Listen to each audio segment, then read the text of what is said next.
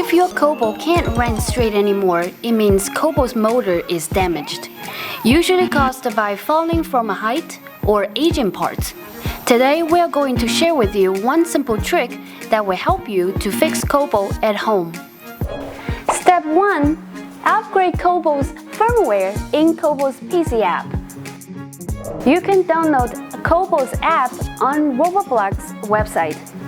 Step 2. Entering Qobo's speed adjustment mode by pressing these two buttons at the same time. Step 3. Using these two cards to adjust Qobo's wheel speed. Use the siren card, you can speed up Qobo's left wheel. And use the dance card, you can speed up Qobo's right wheel. If your Qobo keeps turning right, that means Qobo's right wheel is slow. And in this case, we will need to speed up its right wheel. How do we do that? Well, we will need to use this dance card. Placing Qobo repeatedly on this dance card to speed up Qobo's right wheel, just like this.